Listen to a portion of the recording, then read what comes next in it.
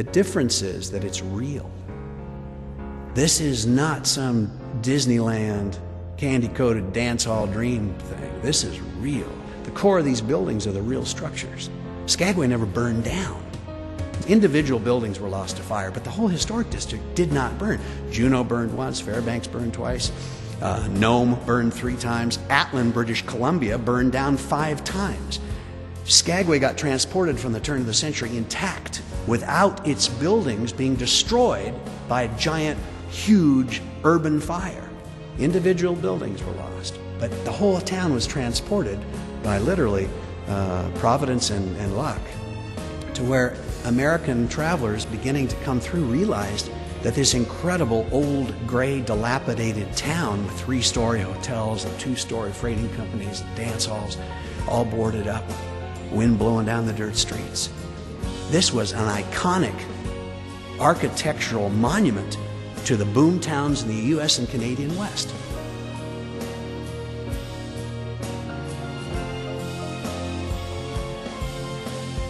This town exemplified the Alaska-Yukon Gold Rush, unlike any other place that existed.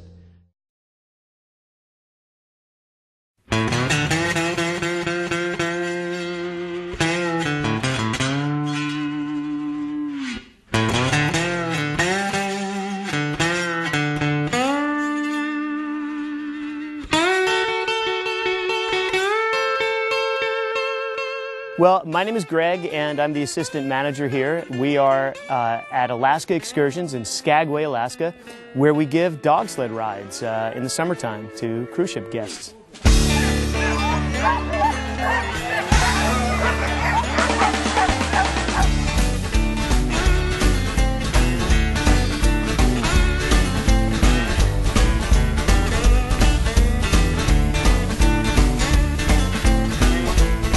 All of the dogs here are actual racing Alaskan Huskies, and all of the dogs here are owned by about 4 of us mushers who bring the dogs here. And there are a couple of mushers here who are in training that we're mentoring to work with our dogs, but we're all professional mushers. So what you're getting here is an experience, kind of an insight to how professional mushers and full-time mushers race and train their dogs. If us mushers weren't here in the summertime giving rides, we'd be home in our, near where we live, exercising the dogs in a very similar manner without all the guests.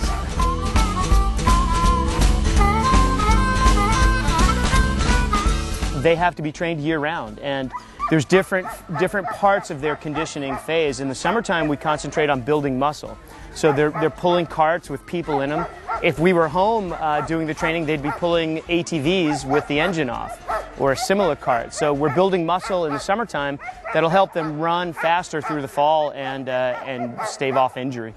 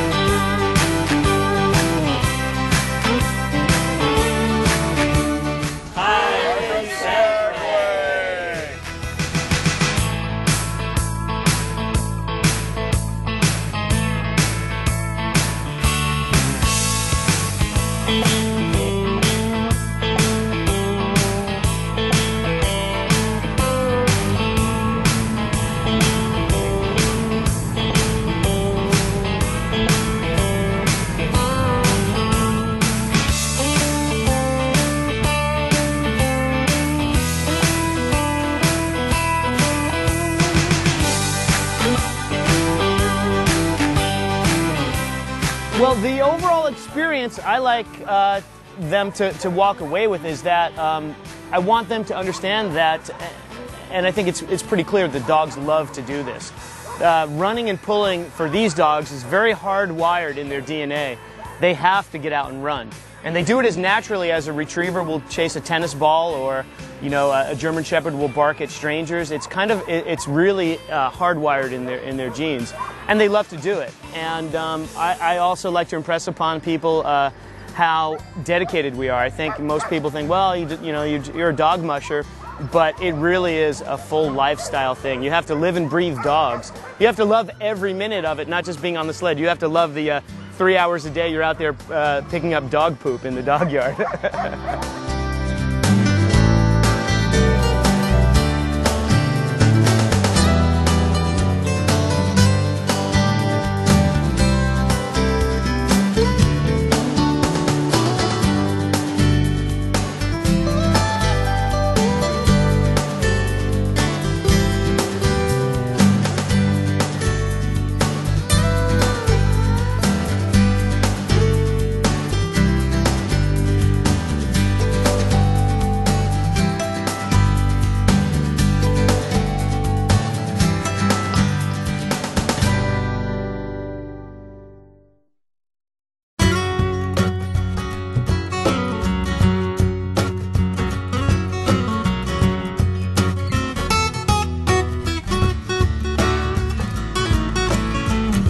My name is Steve Krushel, and this is the Krushel Wildlife Center here that's just outside of Haines, Alaska. I've been working with wildlife since I was a little kid back in northern Minnesota on a farm with my family. We had orphan animals from Alaska and northern Canada, and I grew up with them. And now I'm 52 years old and still doing glorified show and tell.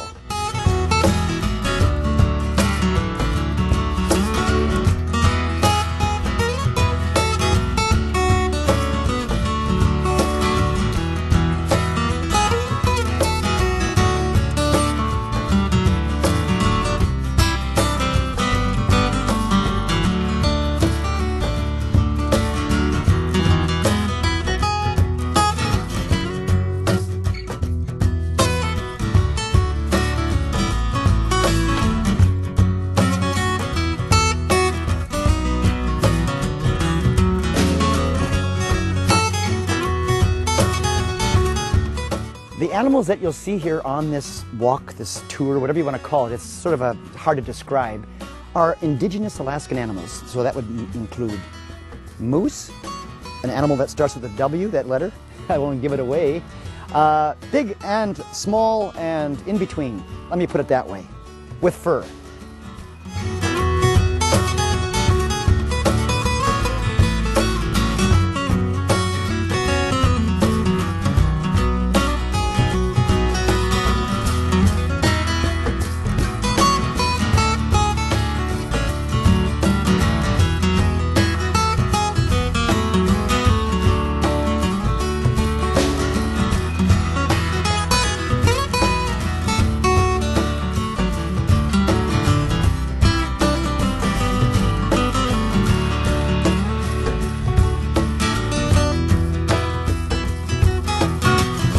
Shot.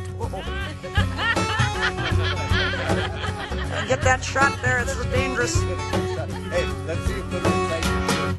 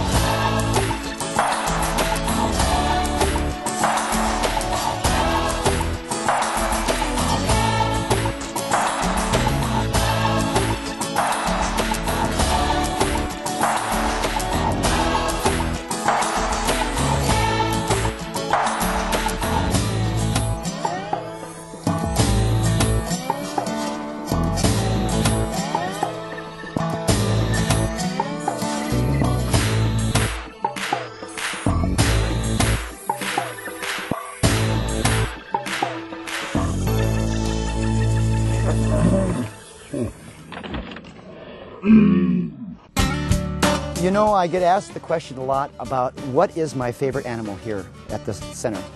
They're all my favorites, really. There's one animal in particular, it's about this long, and it's got teeth that are about that, the fangs about that long, and they got beautiful black eyes, and they like to show their teeth. That particular animal, the first letter in the word is W, and that's all I'm going to say. That's probably my favorite animal that I like to hug and kiss.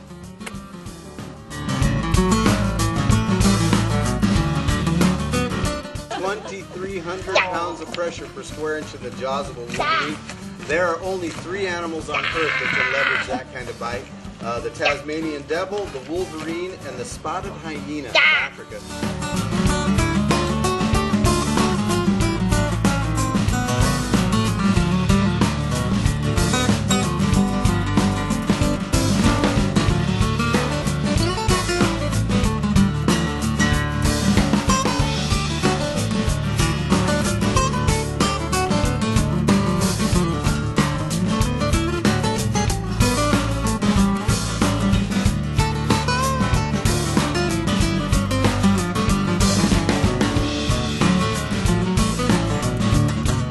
If I'm living in Alaska, I want to give something back to the people. I want them to have an experience, if they come here, of the raw, rustic Alaska that they grew up with reading in books, you know, from Jack London and magazines and all of that, Alaska Magazine. They're going to find it here.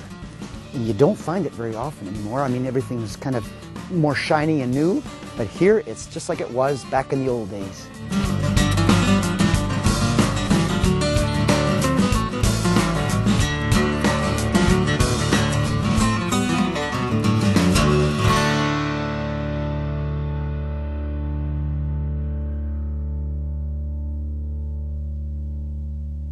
Come back again. God bless you. We'll see you later.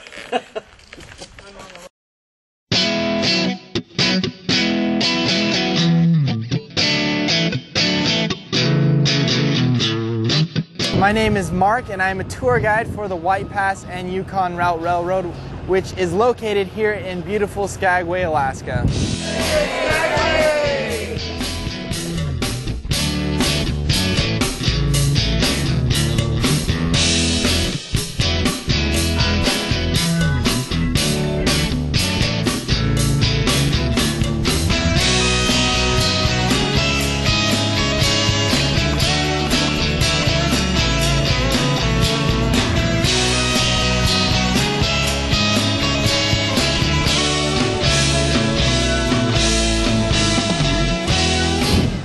The railroad was built over 100 years ago during the Klondike Gold Rush. It was originally built to transport eager gold seekers from the banks of Skagway when they'd sell in up in the Inside Passage. They'd come here, transport with their literally 1 ton of goods. They had to have 1 ton of supplies in order to cross into Canada. And this railroad would originally transport them and their supplies up from the banks of Skagway all the way to eventually Lake Bennett. The narrow gauge track is actually 3 feet apart as opposed to a standard gauge, which is 4 feet 8.5 inches. Narrow gauge was built primarily because of the more maneuverability around the mountain passes. Without the narrow gauge, we wouldn't have the curves that we do and the scenic views that we have. It also goes over a few bridges. We go over our steel cantilever bridge. It's our most famous icon of the railroad. It's actually on the logo here. And we go over a few wooden trestle bridges, and because of that narrow gauge track, we're able to go over those bridges and do those tight mountain curves on the sides of steep cliffs. We're able to see those views because of that narrow gauge.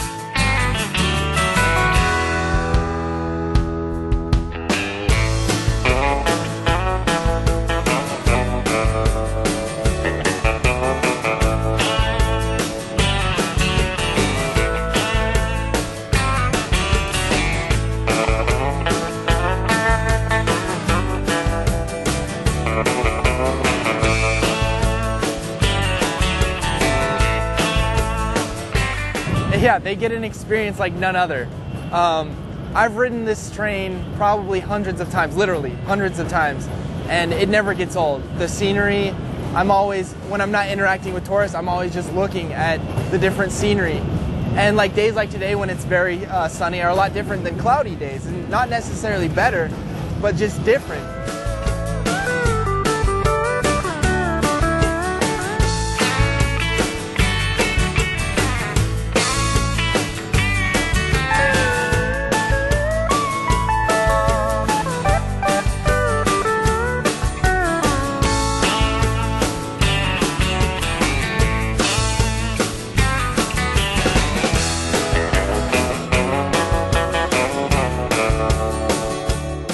The steel cantilever bridge. It was built in 1901 during the initial construction of the railroad, and it's no longer in use. It was retired in 1969, but at the time it was the tallest standing railroad bridge of its kind, standing at 215 feet.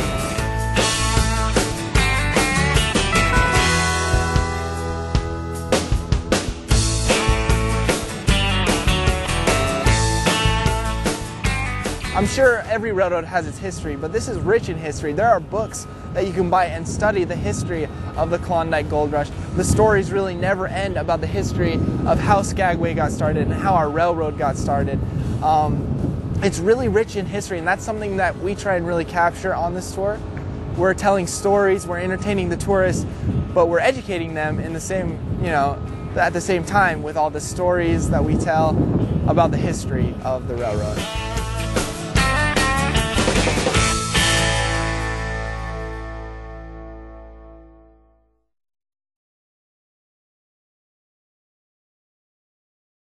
When you live in the big city, you don't really get to experience that. You're surrounded by the concrete jungle. When you come to Alaska, you are surrounded by wilderness.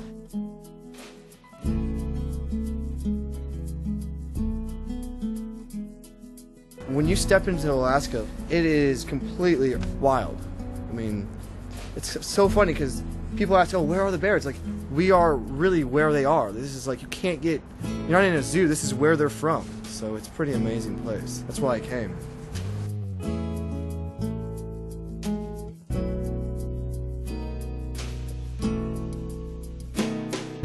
Of course, there's nowhere else like Alaska to come see wildlife. Where else are you going to be able to see bears, salmon, whales, all in the same day? To be able to go out on a tour and experience the wilderness in a setting where you have the chance to see an ecosystem come together that supports wildlife from the smallest creatures up to the largest mammals is pretty remarkable.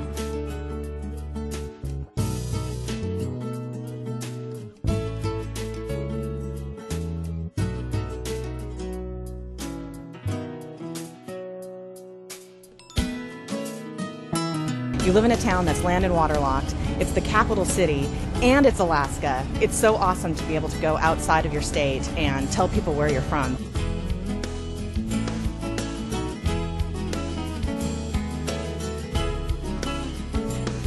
Where else can you live in your backyard? You have glaciers and trails to hike and water as a taxiway for your flight seeing.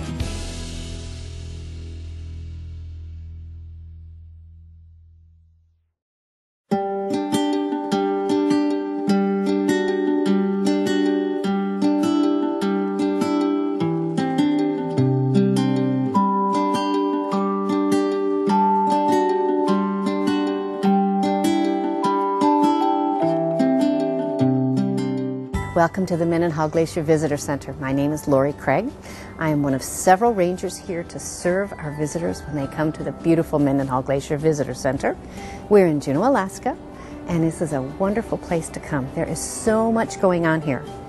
You can look for the bears, look for the fish, look for the eagles. We've got beavers, we've got all kinds of wildlife, and as you can see behind me, we've got the beautiful green forest and the incredible blue glacier. I've been a ranger here coming into my 10th season.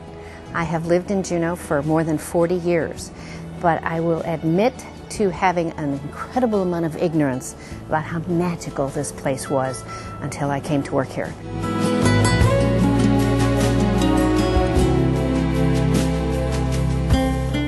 the most special places about Mendenhall Glacier is this is a recreation area in the middle of the Tongass National Forest, the largest national forest in the United States. And we get to see this incredible wildness right on the very edge of the capital city of Juneau, Alaska. One of the wonderful aspects of my job is watching the faces of adults just light up when they see this beautiful glacier for the first time. And you can see that their brains are churning through all the information that they learned from television or from books or from the internet, and here they're seeing the real thing. And it's so exciting. It's like watching adults become little kids again. Their curiosity, their interest is piqued.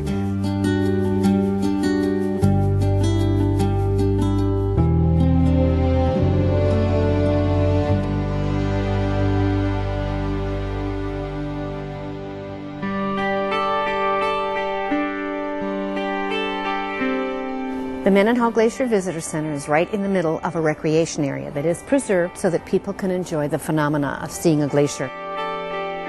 It's because of how we manage the place so that people and wildlife get along with each other. That's our highest goal, is being able to show everyone what a wonderful natural world we have. And we can do it in a fairly short amount of time. It depends on everybody kind of following the same idea on how to get along. And it works wonderfully because we have some of the world's best visitors, and they are so excited to come here, and of course we're so excited to host.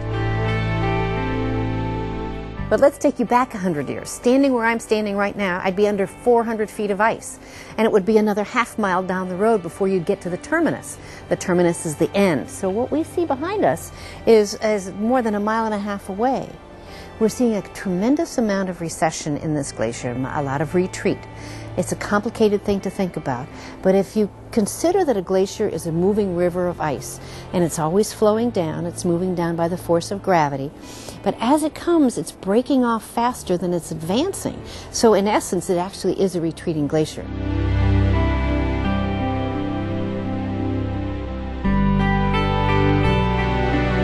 Okay, so we're looking at the terminus, the bottom of Mendenhall Glacier. It's about 0.5 mile wide. Above the lake level, you can see maybe 100 feet of ice, but it goes down 200 or 300 feet below the lake level. And then it flows back up 13 miles where it joins with the Juneau ice field. There's 38 different glaciers with names that come from the Juneau ice field. Think about how big this is. It's about the size of the state of Rhode Island. It's 100 miles north and south and 45 miles east and west. And right through the middle of it runs the border between Canada and the United States.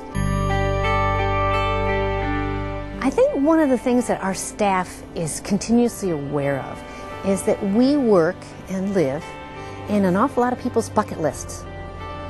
And because we recognize that this is one of the places that people want to go, they want to experience this, we try to facilitate that because it's really special, because we all have our own bucket lists as well.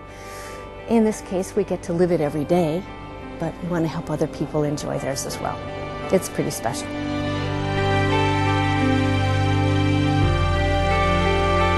I love the idea that every day I am surprised by something magical that happens, because there's this life drama going on right in front of my eyes.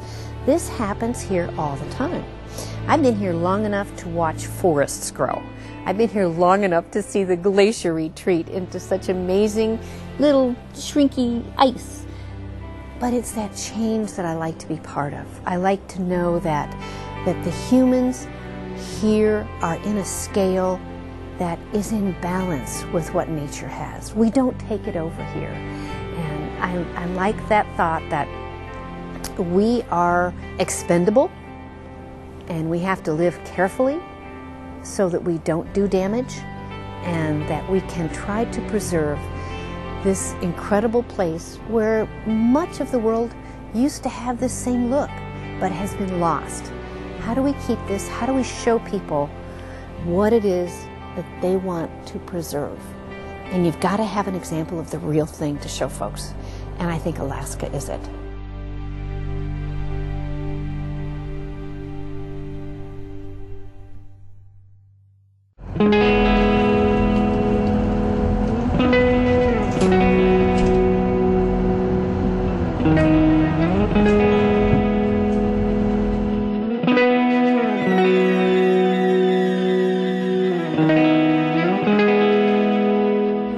Alex Carroll. I'm actually a naturalist for Allen Marine Tours.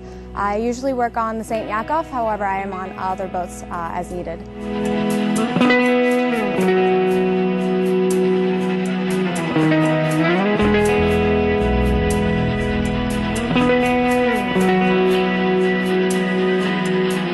This is actually one of the largest places to find humpback whales, especially during the winter feeding time. We do have the largest density of fish in the area, other than Hoonah and a couple other places further up north. So this is why we generally are able to guarantee some humpback whale sightings on each of our cruises.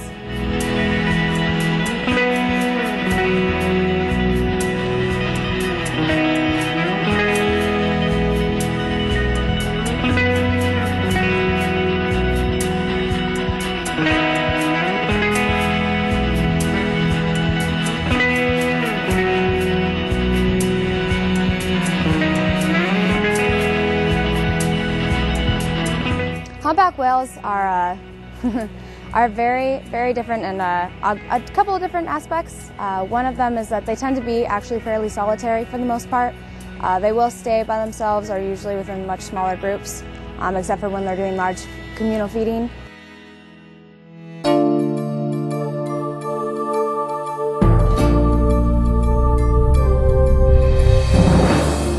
Bubble feeding is a wonderful behavior that we see with the humpback whales around here. It is rare, however it's really exciting when we do get to see it. It is a communal feeding behavior. Basically you have to have usually about 5 to 6 whales, if not more.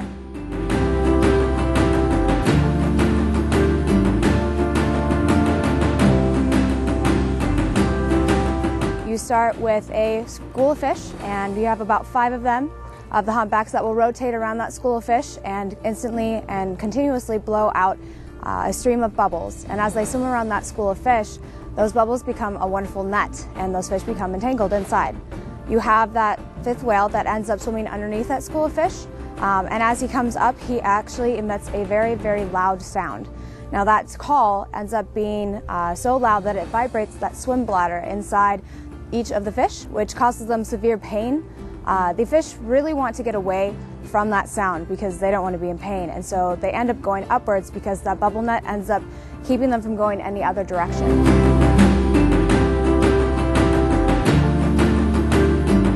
That whale will then drive that fish up to the surface. Once they are at that surface within that 1 foot meter, you'll get each of the bubble netters, they'll swim back down to join the collar, and then they'll continue up to the surface, and at a 90-degree angle they'll go through the surface, getting as much fish as they possibly can.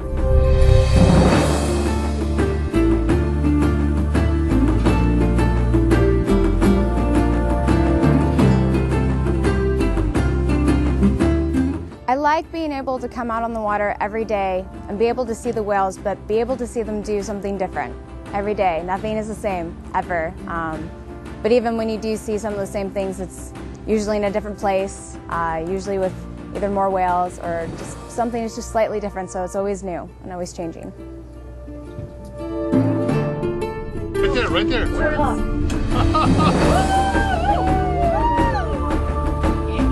Yeah, you can see the water just transferring this way.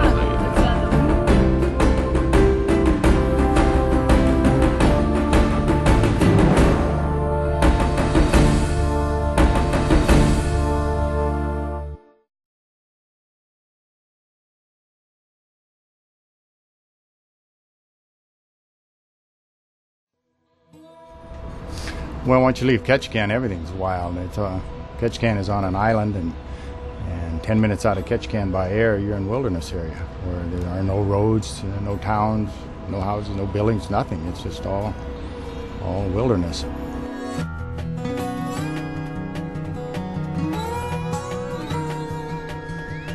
If you get back just a short distance off the main beaten path, you're into wilderness that nobody's ever been.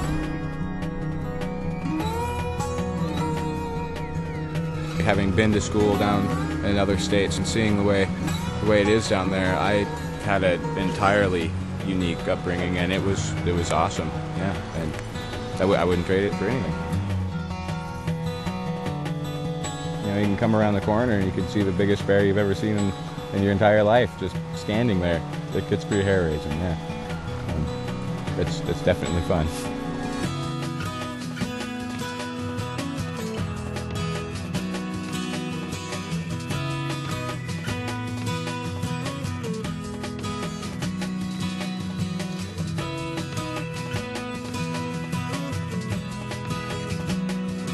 Well, most people might disagree with me, but I like it on a rainy, cloudy day.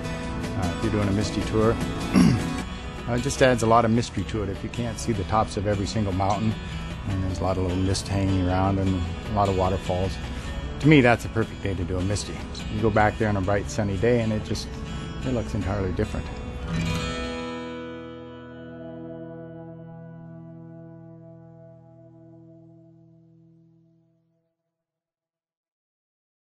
Welcome to the Bering Sea Crab Fisherman's Tour.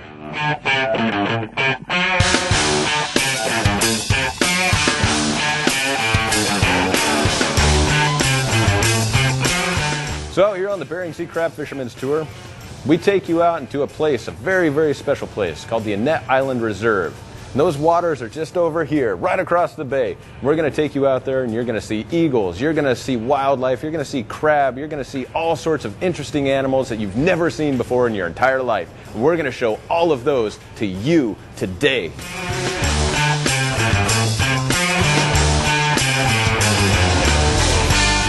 Now, I'm sure some of you folks are familiar with that show, The Deadliest Catch, and you actually are going to be aboard the Aleutian Ballad, which was featured in Season 2.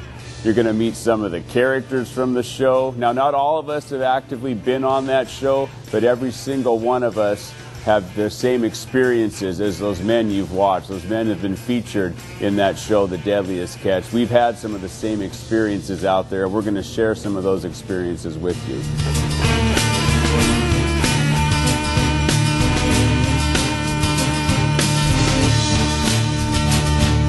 When you come out to the Bering Sea Crab Fisherman's Tour, you're going to see something extremely spectacular, something so special that you will never ever see that anywhere else in the world.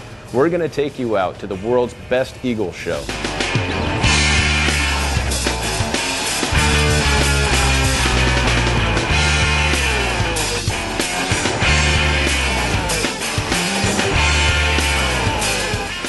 Now, we have a joint venture with the Tsimshian. They actually allow us to come into their waters. Those are the Annette Island Reserve waters. Without them allowing us to come into their waters, this tour would not exist as it does here today. They actually regulate and manage their own fisheries, and they allow us to come into their waters and share with you folks everything you're going to see here on the Aleutian Ballad.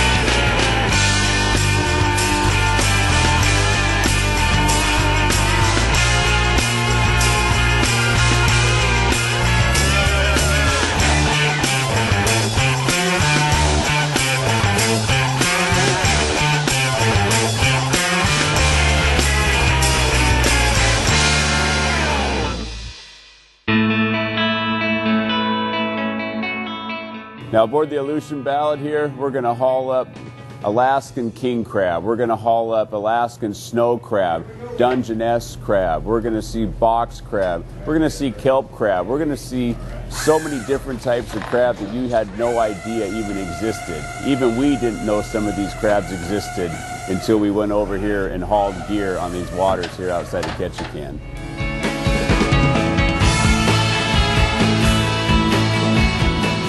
For those folks that haven't experienced not only the Bering Sea Crab Fisherman's Tour, but Alaska as a whole, is going to step away having a greater understanding not only of the industry, but of the men that actually work the sea. You know, you'll see how passionate we are about the jobs we do out here, how passionate we are about the industry that has supported us and our families our whole lives. We are not tour guides by any means. We are all commercial fishermen. This is an actively fishing commercial boat. Now, it no longer actively fishes in the Bering Sea, but you're going to actually see the equipment that we use when you're out there, the launchers, the crab blocks, the coilers, This boat has the true feel of an Alaska Bering Sea crab boat, as she should, since she actively fished in the Bering Sea for 26 years.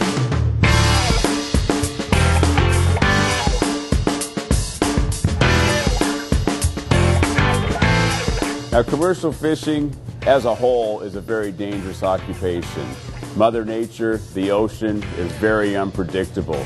The equipment we use on these boats, we are very dependent on the men we are working alongside out here. These men are like brothers to us. You're counting on that man next to you to watch your back, and in turn, he's counting on you to watch his. We are like family on the decks of these boats, because the most important thing is that we all go home safe when that trip is over.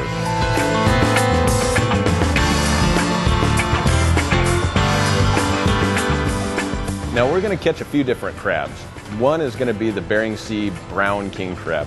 Now that is going to be about that big. He's going to get about that big, and he's going to have spines all over him. That's how you know he's a king crab, because he's going to be really, really spiky. He's going to have one big crusher claw, and you're going to be pretty impressed when you see that crusher claw, because it's going to be big as your hand. Now, after we're done looking at that guy, then we're going to go over and we're going to haul up snow crab and box crab. Now the snow crab, you're going to see those all over the world. They're going to be in buffets and all things like that. And you're actually going to get to hold those up and see them live. Now they kind of look grumpy, so you can always tell that's what one of those look like. The box crab is like a transformer crab. When you hold that guy, he tightens up, almost like a box turtle, right? And he looks like a rock. But as soon as he gets comfortable, he comes out and he goes boom, like that. Now all of a sudden you got a transformer in your hand. It's one of the coolest crab in the ocean, and you're going to get to see one of those.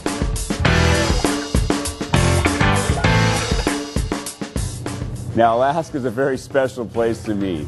Even though I've spent 23 years of my life up here commercial fishing, I've only seen a little bit of what this great state has to offer. We're going to give you an insight into the commercial fishing industry, but there is so much in this wonderful state to see. You cannot possibly see it in just one visit to this great state.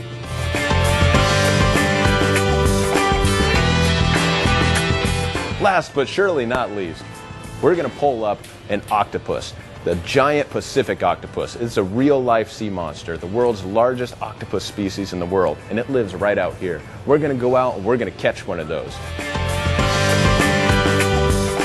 I want to thank all of you folks that made the choice to come with us here on the Bering Sea Crab Fisherman's Tour. I hope you remember us far beyond your vacation just here in Alaska. Once again, thank you all for coming with us.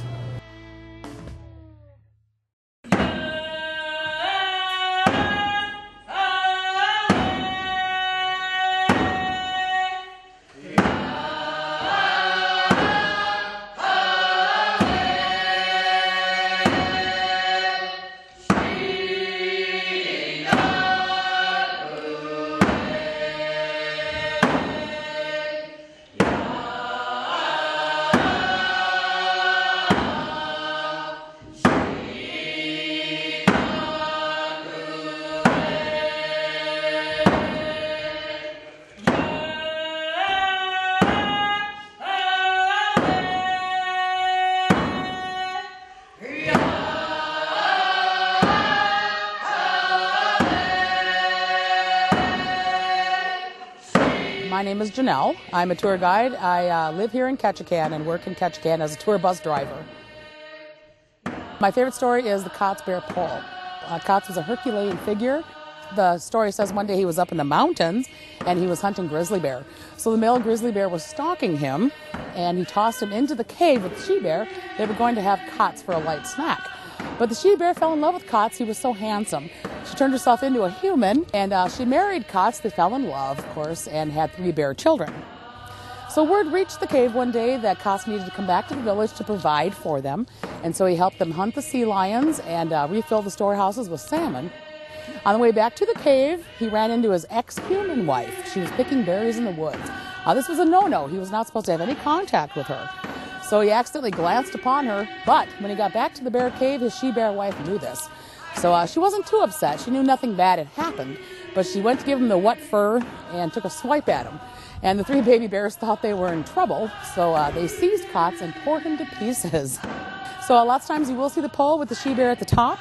That's indicating that she's at the top of the mountains crying and hollering and lamenting the loss of the love of her life. So that's why we hear those wailing noises from the mountains when it's windy. It's the she bear crying.